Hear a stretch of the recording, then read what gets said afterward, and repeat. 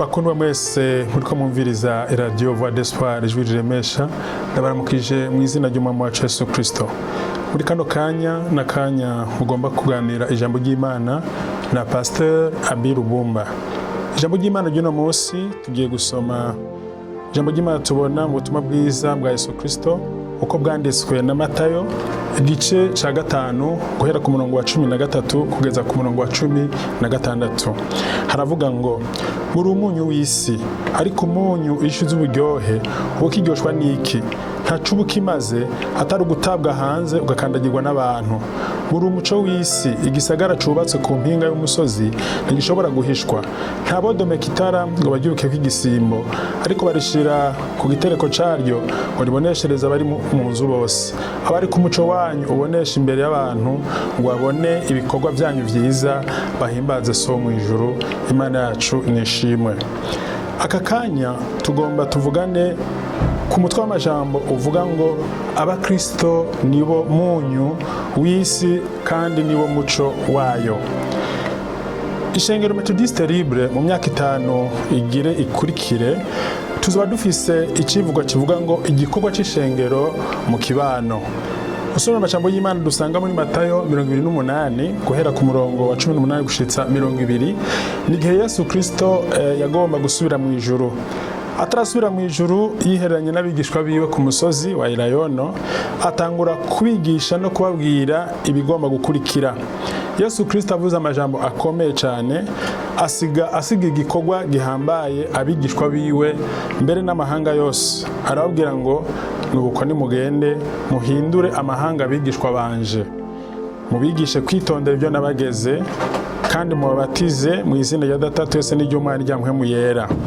Yesu amenyesha neza ko ari kumwe nabo kuzogeza ku muhero w'isi.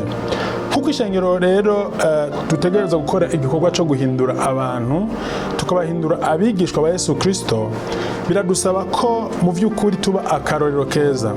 Nico gituma natoye rero uyu mutwe w'amajambo uvuga ngo abakristo turi umunyu n'umuco w'isi. None Yesu yagombye kuvuga iki mu kugereranya abakristo n'umunyu n'umuco? Ico twomenya niki? Isi ntiryoshe, isi irarura. Ibikorerwa munsi y'izuba nakamara amazi.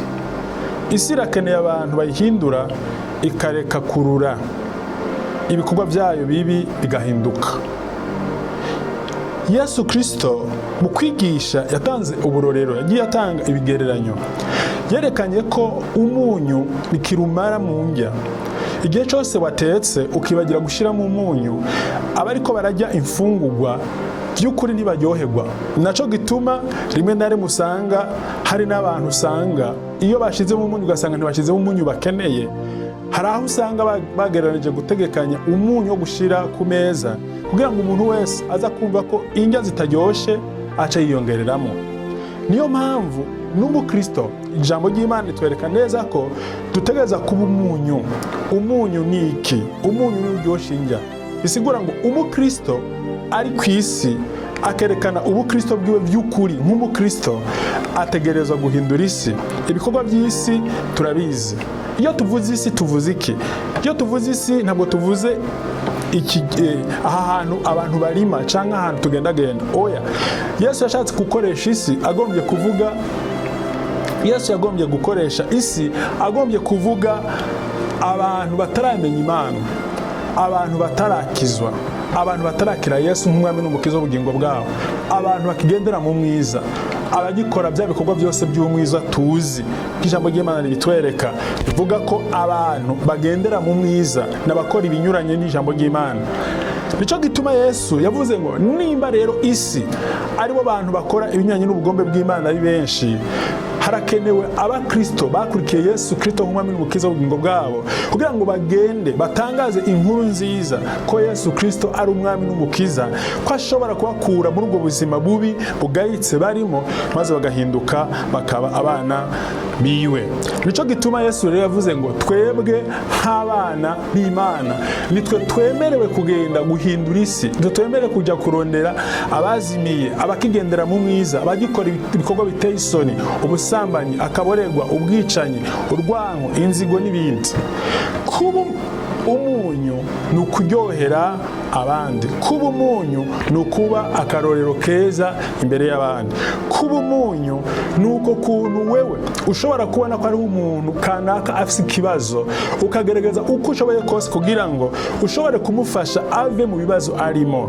Iyo ubikoze kuri wewe no kuri we, akubona ko by'ukuri uri umuntu amufitiye ikimazi, amufitiye akamaro, kuko igihe cyose akwiyumviriye yumva mu bugingo bwiwe atekaniwe kandi anezerewe. Nico gituma Yesu rero yavuze ngo muri umunyu w'isi.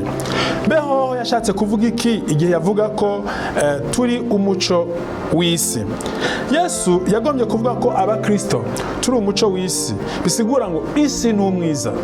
Isi ibikorerwa muri yo ni ibintu biteye isoni. Isi irimo ibintu twovuga ko bituma abantu benshi cyane bazimira. Isi rero iyo iri mu mwiza irakeneye umuco, irakeneye itara. Ibikorwa byo mu isi turabizi. Mw'iki gihe turumva ko hafi ku isi yose hari intambara mu buryo butandukanye. Ibi byose ni ibikorwa by'umwiza, ni ibikorwa bigaragaza ko isi iri mu mwiza ukomeye cyane. Kwicamwo ibice bisigura ko isi iri mu mwiza. Isi yuzuyemo amahwa, isi yuzuyemo ibiteye isoni, isi yuzuyemo ibinogo biteze. Bisigura ngo iyo turiko turagendagenda muri ino si, byadusaba kugenda twiyubara, byadusaba kugenda habona kugira ngo ahantu hose umuntu ari karaca abone inzira, kuko igihe hari umwiza hakaba hari ibinogo byerekana neza ko abantu baza kuvunagurika. Nico gituma rero umukristo ategereza kuba itara, ategereza kuba umuco. Bisigura iki? Bisigura ngo namuri umukristo by'ukuri hariho imitego abana b'abantu bagenda baratega mu nzira. Byasaba yuko umwana w'umuntu nk'umukristo ategereza kuba maso no kugira ngo agerageze kwerekana ukuri uko ariko, kuko ino si yuzuye ikinyoma cyinshi cyane. Tugomba turabire hamwe amajambo y'Imana atwereka neza by'ukuri ko kuba umukristo hari ico bisigura. Kuba umukristo ko ari ukurangwa n'ingeso nziza, kuba umukristo ko ari ukurangwa n'ibikorwa byiza, kuba umukristo ko ari ukurangwa n'akaranga karanze Kristo. Dusoma ijambo ry'Imana dusanga mu cete ca kabiri Pawulo yandikiye Timoteyo igice ca gatatu ku murongo wa gatanu kugeza ku murongo wa gatandatu havugwa mw'iki. Reka turabire hamwe. Kuko Yesu Kristo nkuko yamurikiye Pawulo intumwa yiwe muri buki gihe yariko aragenda afuhagira agomba kujya kwica ubwoko bw'Imana, Yesu Kristo akamwiyereka mu nzira, yaramuhinduye bituma nawe agomba kujya guhindura abandi. Kino kete Pawulo yanditse acandikiye Timoteyo amubwira ko mu gihe cy'iherezo hazobaho ibihe bigoye. Dusome ku murongo wa gatanu haravuga ngo bafise ishusho yo kubaha Imana ariko bakana ubushobozi bwako, abameze batyo wamubatera ibitugu. Murongo wa gatandatu, kuko muri bo harimo abagabo banyengetera mu mazu bagatwara abagore batagira imitima, baremerewe n'ivyaha, batwagwa no kwifuza ku buryo bwinshi. Aka n'akarorero kamwe kerekana ko isi iri mu mwiza, kandi aka n'akarorero kerekana ko nimba by'ukuri twebwe nk'abakristo turi umunyu w'isi, twategerezwa kumenya ico dukora. Mugabe ikibazo kiriho ni ikihe? Nuko Yesu Kristo ariko aragomba kutwigisha ko dukwiye kwitandukanya n'ibikorwa bya babandi. Ibyo bikorwa ni ibihe? Nibiduheje gusoma ngaha, abantu benshi, abakristo benshi baboneka umengo n'abakristo ubaraba, mugabo waraba ibikorwa byabo ugasanga ntaho bitaniye n'ibyo mwisi. Nico gituma Yesu yavuze ngo tube umunyu kandi tube n'umuco. Ngaha rero aravuze ikintu kimwe gikomeye cyane mu buzima bw'abantu, ko mu gihe cy'iherezo abantu bazova mu byizerwa, abantu bagatandukana n'ijambo ry'Imana. Nico gituma ngaha k'uyu murongo wa gatanu bavuze ngo abantu benshi bafise ishusho yo kubaha Imana ariko bagakana ubushobozi bwako, bameze batyo wamubatera ibitugu. Biraboneka neza ko muri kino gihe turimo ubu Kristo bariko baragenda bupunguka, abantu benshi cyane bariko baragenda basubira inyuma, abihanye bariko barasubira mu byo bahevye. Bisigura ngo byari bikwiye ko by'ukuri tubandanya turi umunyu, kuko ijambo ry'Imana ryavuze hano ngo iyo umunyu ushize uburyohe ntaco bukimaze atari uko bawuterura bakawuta ahantu hanyuma ugakandagirwa n'uwari we wese. Bisigura ngo n'umukristo yamaze gusubira mu ngeso ziwe mbi kandi yaramaze kumenya Imana, amaze kwakira Yesu nk'umwami n'umukiza, nta kindi kiba gisigaye, abasigaye gucirwa ku iteka. Nico gituma muri kano kanya shengero ry'Imana, nawe nshuti mukuru uri kuranyumviriza, ijambo ry'Imana tubwiye ngo tuba umunyu kandi tureke kwerekana ko turi umuco uko tugaragara, ahubwo twerekane uko turi mu bivanye n'ibikorwa dukora. Ni ukuvuga ngo ibyo twiyumvira bigaragarira inyuma. Niyo mpamvu umuntu ategerezwa kwama ari maso, kuko ngaha batanze n'akarorero ko mu gihe cy'iherezo hariho abagabo benshi bubaha Imana, bahora bubaha Imana, mugabo bazota ibanga bakaba nka babandi, hanyuma ngo bakanyengetera mu mazu y'abagore batagira umutima, batagira ubwenge, maze bagakora ibizira. Uno munsi turumva henshi abantu b'Imana bariko barakora ibizira. Niyo mpamvu ijambo ry'Imana rijya rivuga ngo nuko rero niwabona abameze batyo wamubatera ibitugu. Si ukubatera ibitugu ngo tubate, ahubwo nukunyuranya n'ivyo biyumvira n'ibikorwa byabo, ibikorwa byabo tubigaye, hanyuma tubabwire tuti mwarazimiye, hindukira muze kuhoraho, Imana arabagirira ikigongwe. Ku muco Yesu Kristo agombye kwerekana ko umuco, yatanze akarorero ku gisagara. Aravuga ngo igisagara cyubatswe ku mpinga y'umusozi ntigishobora guhishwa. Ni by'ukuri, abantu bose barabizi. Igihe inzu yubatse ahantu harengeye, n'uri kurara yibona. Mugabo inzu yo yubatse ahantu mwonga, kugira ngo uyibone nuko bawaciye muri uwo mwonga. Mugabo ijambo ry'Imana riravuze ngo igisagara cyubatse ku mpinga y'umusozi nta muntu n'umwe adashobora kukibona. Bisigura ngo cagihe jewe nawe twabatijwe abantu bose barorera, kandi abantu bose barabonye ko twamaze kwakira Yesu nk'umwami n'umukiza, twishize ahagaragara, twishize ahaboneka. Niyo mpamvu ijambo ry'Imana rivuga ngo ko twamaze kuba ahantu abantu bose babona, tugerageze tubere umuco abandi, kuko icyo uzokora cyose bisigura ngo abantu cagihe wabatizwa barakubonye. Ni ukuvuga ngo uri icabona ca Yesu. Niwanyuranya rero n'ivyo wemeye, bisigura ngo uzaba utaye ibanga kandi abantu bazokubona. Hepfo yavuze ngo ntawodomeka itara ngo aryubike ko igisimbo. Naho birumvikana, iyo umuntu agomba ko aba ahantu hameze neza habona, aragura itara akarishira mu cyumba ciwe, hanyuma igihe cyose bwije aracana kugira ngo icyumba ciwe kiboneke canke habone neza. Iyo rero umuntu yamaze kwatsa itara, abantu bose baramenya bati hari ahantu hari umuco. Biratangaje rero umuntu yazanye amafaranga yiwe akagura itara akarishira mu cyumba cyo kugira ngo rimuboneshereze, hanyuma akongera akazana ikindi kintu agashirako. Babisigura iki? Babisigura ngo uwo muntu ari harivuguruza mu byo yategerezwa gukora. Bisigura ngo ni umukristo by'ukuri yategereza kubera umuco amahanga no kubera umuco abandi bantu, mugabo agakora ibikorwa binyuranye n'ivyo yemeye.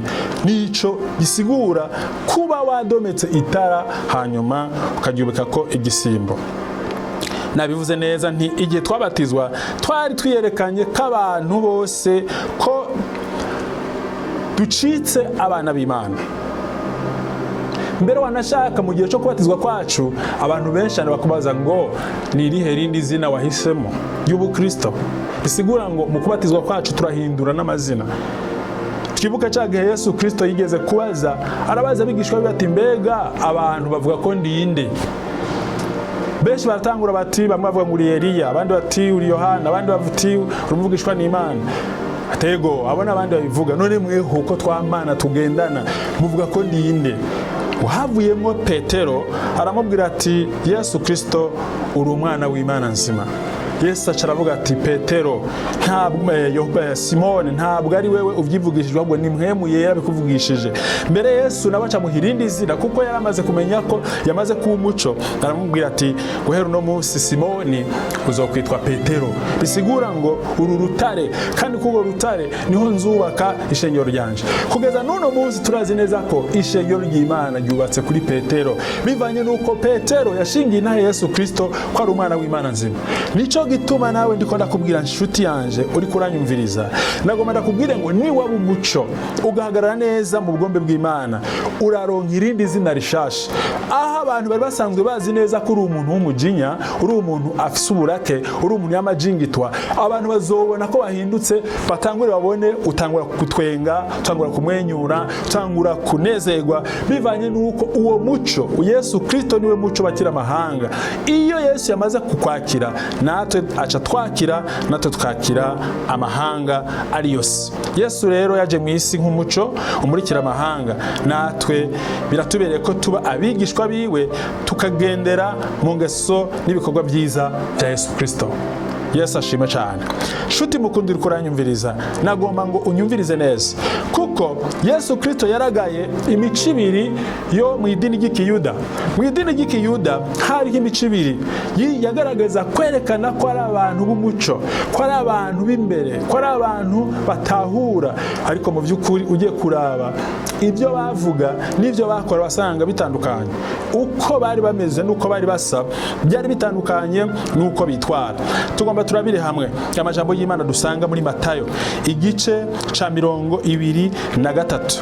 Turahera ku murongo turasoma umurongo wa 13, turaza kugerageza turabe ijambo ry'Imana rivuga iki. Riko riratwereka aba bantu babiri ndiko ndavuga bari bakomeye mu idini ry'Ikiyuda.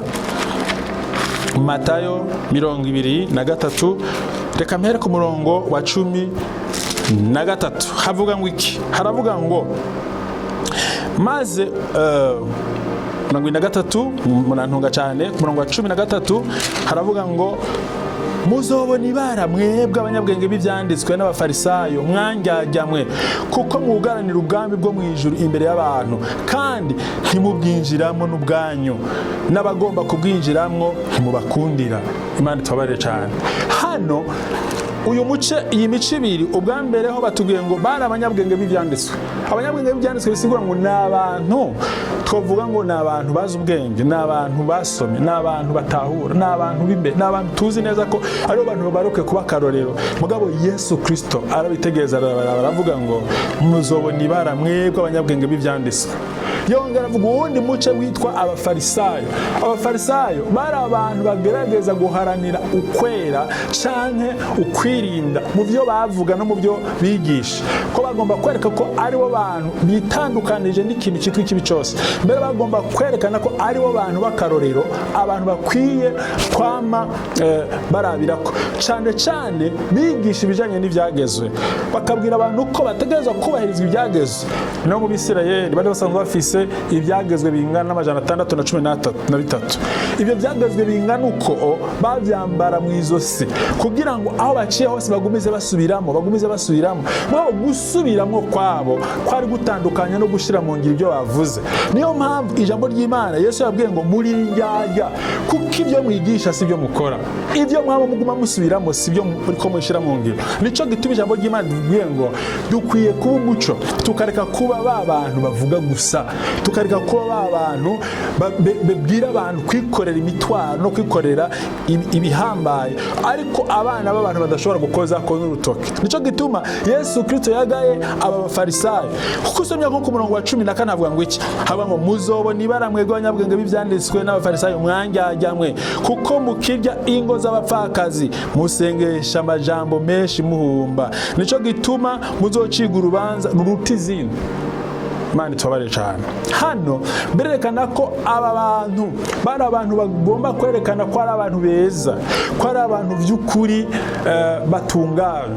Mbere wanashaka bakabwiriza abantu ko bategerezwa gukora uko bashoboye kose kugira ngo babe akarorero mu gushyira mu ngiro ibyagezwe. Ariko kenshi na kenshi ibi byagezwe tuvuga byari ibivugwa gusa, kuko wasanga ugiye kuraba mu bikorwa bakora byaba bitandukanye n'ibyo bavuze. Nico gituma Yesu abagaya bakavuga ngo mwebwe nubwo mwigisha ibyagezwe, mumenye neza yuko ibyo mwigisha abantu usubiye inyuma usanga atari byo muri ko murakora. Nico gituma abwira ngo muri indyarya.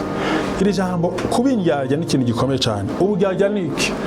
Indyarya ni umuntu ashobora kukubwira ibintu akakwizigiza ko ibintu ariko arakubwira ari ukuri, ariko by'ukuri waraba mu bikorwa byiwe, waraba mu nyifato yiwe ugasanga biranyuranye cyane. Niyo mpamvu ngaha abafarisayo n'abanyabwenge b'ibyanditswe bari abantu rero bagaragaza uko bashoboye kose kugira ngo bazane ibyagezwe bashira imbere y'abantu, ariko ubwabo badashobora gukoza ko n'intoki zabo. Nico gituma Yesu yababwiye ngo aba bantu bicaye ku ntebe ya Mose, mwumvirize ibyo bababwira mugabo ntimukore ibyo bakora. Byasigura ngo ibyo bavuga binyuranye n'ibyo bakora. Nshuti mukundira kuranyumviriza, nagomba ngo muri kano kanya wumve icyo Imana iri kiravuga, wumve icyo Mpwemu Yera ari karavuga. Kuko ishengero ry'Imana Methodiste Libre ryashize imbere muri uyu mwaka icivugo kivuga ngo igikorwa cy'ishengero mu kibano. Bisigura ngo icyo duhamagarirwa ni uko duhindura abantu abigishwa ba Yesu Kristo. Ariko ugiye kuraba hirya no hino mu mashengero atandukanye, turabona ko hariho abantu benshi cyane badahindura abigishwa ba Yesu Kristo, ariko bagaragaza guhindura abigishwa babo. Ugaca usanga umuntu kanaka ariko arakora uko ashoboye kose kugira ngo aronke abanywanyi. Muri icyo gihe rero ku bwanje sinovuga ko ari uguhindura abigishwa ba Yesu Kristo, ahubwo ni ukurondera abanywanyi, abanyemera. Ariko igihe cyose uzoba uriko urakora utyo, uzoba uriko uranyuranya n'ubugombe bw'Imana, ntaho uzoba utaniye n'indyarya. Kuko Yesu Kristo niyaza azohamagara abahindutse abakristo, abahindutse abigishwa biwe, abitondeye ibyagezwe by'Uhoraho, abitondeye ibyo Yesu Kristo yasize avuze. Ariko ntazoraba abo twebwe twahinduye tukabita abanywanyi bacu canke tukabagira abantu bazodukurikira. Dukunze kubibona mu mashengero iyo habaye ikibazo, usanga rimwe na rimwe nko mu ishengero hariho uburongozi, hari aho bishika uburongozi bugatata, ugasanga abarongozi babiri barashwanye. Iyo bashwanye kenshi na kenshi kitwereka ko abantu bari mu ishengero batabaye abigishwa ba Yesu Kristo. Usanga mu migwi muri abo bantu babiri umwe wese afise umugwi umukurikiye. Bisigura iki? Bisigura ngo muri ico gihe cyose wigishije, ntabwo wigeze wigisha ko abakristo bakwiye kuba abigishwa ba Yesu, ahubwo abigishije ko bakwiye kugukurikira bakaba abanywanyi bawe. Nshuti mukundira kuranyumviriza rero, ijambo ry'Imana rigushitseko. Yesu aravuze ngo turi umunyu kandi turi umuco. Mbega umuntu wese akuriye ko, mbega umuntu wese agushitse ko by'ukuri arabona ko uri umuco, arabona ko uri umunyu. Nibiki bituma tuba umunyu? Nibiki bituma tuba umuco? Nkunze kubivuga, ndavuga ni iyo ugombye kumenya uko ishengero rimeze, uja mu kibano hahandi twama iminsi yose. Mbere wanashaka wowe banje gutangurira mu nzu, abo mu nzu bakakushingira nayo ko by'ukuri koko uri umukristo. Abo mubana mu nzu musangira ibyo kurya, abo murara hamwe, nibo bantu ba mbere bategeza kubanza gushingira intahe, bakavuga ati by'ukuri uyu yarahindutse. Mbega niko bimeze. Urabye neza aho ubaye ubona by'ukuri muri bajya abantu mubana bo gushingira intahe, bakavuga ngo ujya muntu n'umukristo. Iyo tugeze hanze rero yo mu rugo, turabona abantu tubana, abo bantu tubana mbega baba banyi bawe, iyo babuze umunyu, iyo babuze amazi, iyo babuze ibyo gufungura, barashobora gushingira intahe bakavuga bati by'ukuri kanaka nimureke asenge, nimureke abandanye ijambo ry'Imana. Arabigendera, twese turabizi mu kibano, iyo tugize ikibazo turamwitura akadukemurira ibibazo. canke turi babandi ikibano cacu usanga kitwagiriza ko atabantu turimo no kujya gusenga mbere ari uguta umwanya. Isuzuma urabe neza, kuko ibikorwa byawe nivyo bizokwerekana ico urico, nivyo bizerekana ko uri umunyu canke uri umuco. Nibuka ijambo umwubaha umwe yavuze igihe kimwe, arabaza ati mbega hamwe ishengero ryawe usengeramo ryokugwa hajya ahantu risanzwe riri bakaryimura ku mvo kanaka bakarijana ahandi hantu, mbega abantu baho hantu iryo shengero ryari risanzwe riri, abantu bo mu kibana, abantu badasengera mu go rusengero, niko ndavuga. Ntabwo ndiko ndavuga abakristo basengera aho hantu, oya, ndiko ndavuga aba bantu bari ku mpande batigira binjira mu rusengero na rimwe mu go rusengero rwanyu, mbega bazovuge ko bahombye iki igihe ishengero ryo bajyagiye, canke bazovuga ko bungutse iki ishengero ryagiye? Ni ibintu bibiri. Nimba ikibano ca ishengero riri ishengero havuye bagavuga bati turahomye, bisigura ngo aba bantu basengera ahantu ni umunyu n'umuco, kuko ntibyari bikwiye ko bava ahantu. Ariko nimba bishika ishengero kavuga ati iri shengero rivuye ahantu, abantu bagasigara bakoma amashati turatomboje, bisigura ngo abantu bahora basengera mu go rusengero bari babereye umururazi abo bantu mu kibano. Bisigura ngo ahubwo ntibumva n'ingene bahora basengera aho hantu, ahubwo kwari kubamena amatwi. Kubera iki? Nta kintu na kimwe kigaragaza by'ukuri ko turi abakristo, nta kintu na kimwe kigaragaza ko turi abantu b'Imana, nta kintu kigaragaza ko twahindutse. Nico gituma rero shengero ry'Imana ngomba ndakubwire ngo nawe muntu kuranyumviriza, birakwiye ko twisuzuma, twirabe, urabe neza ibikorwa uri kurakora, aho ubaye, aho ugendera, mbega bihimbara Imana, bihimbara uhoraho Imana. Asanga bihimbara Imana, uzobura umunyu w'isi, uzobura umuco w'amahanga. Niyo mpamvu muri kano kanya Yesu aduhamagarira kugira ngo gerageza uko ushoboye kose, urabe mu bikorwa byawe, urabe no mu byo uvuga ko bihura. Usanze bidahura, gerageza wiyumvire, kuko turashobora kugwa muri aka kaga Yesu yavuze ngo mwanjyajyamwe. Kuingyarya ni ukwerekana igicapo cy'inyuma mugabe biri mu mutima birura. Kubindyarya ni ugusezanira umuntu ikintu ntugishitse. Kubindyarya ni ukwerekana ko uri umwana w'umuco, ariko mu ijoro ugakora ibinyuranye n'ivyo. Ijambo ry'Imana ryabivuze, ritanga akarorero ku bagabo, ko ari abagabo benshi n'uno munsi banyengetera mu mazu binyegeje, maze bagatwara abagore batagira imitima. Cuno munsi gikomeye cyane ubusambanyi buhambaye. Ivyo abantu benshi bitirirwa Imana barabikora. Bene agomba ndababwire ngo ubu gisigaye ari cyo cyane ukwita ngo ni icyaha kigezweho, aho abantu benshi cyane usanga mu nsengero bitwa ngo bagiye gusenga Imana n'abantu baha Imana, ugasanga amaruanje ya adoration, amagroupe de louange ya adoration, ugasanga arimo abantu bahimbaza Imana. Mbere umuntu aciye aho hantu akavuga ati abamarayika bururutse niwe ariko barakorera ku isi. Ariko iki cyaha cy'ubusambanyi ugaca usanga aramaze kubica. Aho baciye hose, ugaragaje kugenda ku mugoroba, ugasanga bari mu makwe atandukanye, ugasanga bari mu mabara batandukanye, ugasanga bari mu miduga, wamwe ntibagiterwa n'isoni no gusambanira mu miduga. Usanga mu mahoteli akomakomeye baremera bagatanga imitahe yabo bagasambanirayo. Amahoteli aciriritse baremera bakinyegeza bakajayo. Bumuco, umunyu, kuko ivyo biratuma abantu benshi cyane batamenya Imana, biratuma abantu benshi cyane batakaza ubushobozi bwo kwizera Imana, bivanye nuko abantu baramaze guhinduka, ntibakiri umunyu. Yesu yavuze ngo rero nimba umunyu wataye uburyohe ntacyo ubukimaze. Bisigura ngo nawe mu Kristo ukengenda mu ngeso zimeze gutyo, ntacyo ubukimaze. Abantu benshi cyane twumvise ijambo ry'Imana bavuga ngo bafise ishusho yo kubaha Imana, ariko bagakana ububasha bwabo. Nkunze kubivuga, ndabwira abantu mwitonde cyane, kuko ari abantu benshi batubesha bakaza gushinga intahe mu nsengero, kumbure yarabuze urubyaro, hanyuma akagera igihe agaca avuga ati Imana nije nsenga gutyo gusa nta kizovamo, agaca arondera umupfumu, akemera agafata urugendo rurerure akajya kurondera umupfumu, hanyuma ibyo umupfumu yamugiriye amangetengete akaronka umwana, hanyuma mu nyuma agaca avuga ati ubu rero kubera ko abantu benshi cyane batambunye ngenda ku mupfumu, ubu ngomba renze mu rusengero nshimira Imana kugira nemeze abantu ko ari Imana bikoze. Uriko urabesha Imana irabona, ijisho ry'Imana rirabona, ukwiye kwihana, kuko igihe kimwe Imana izobikubaza. Niyo mpamvu nkubwiye ngo bumunyu ube n'umuco, ntuhave ubera abandi umutego. Ko Bibiliya yavuze ngo abafarisayo n'abanyabwenge b'ivyanditswe banse kwinjira mu bwami bw'Imana. bw'Imana, mbere ngo n'abagomba kubwinjiramo barabankiye. Nagomba ndakubwire ngo ntube intambamyi, ngomba ndangize.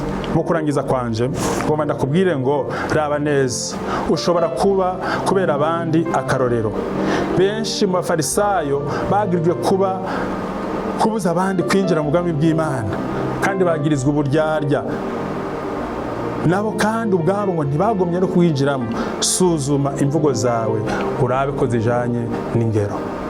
Muri kano kanya nagomba ngo ufate umwanya uce bugufi, usuzume ibikorwa byawe, ibyo umazemo iminsi, ibyo umaze iminsi ukora, urabe ko bihuye n'umunyu, bihuye n'umuco. Niwasanga bitandukanye, uce bugufi, Yesu arakubwira neza. Abumvise ijambo ry'Imana, Imana ibahezagira. Dusenge. Mana yacu, turagushimiye, turagukengurukiye, imbabazi n'urukundo tugirira. Bana natwe tugirire neza, maze ijambo ryawe Mwami rimaze kuvugwa rishike ku mitima y'abantu bawe, bongere guhindukira, bakwizere, babe umunyu n'umuco w'amahanga uzobukoze.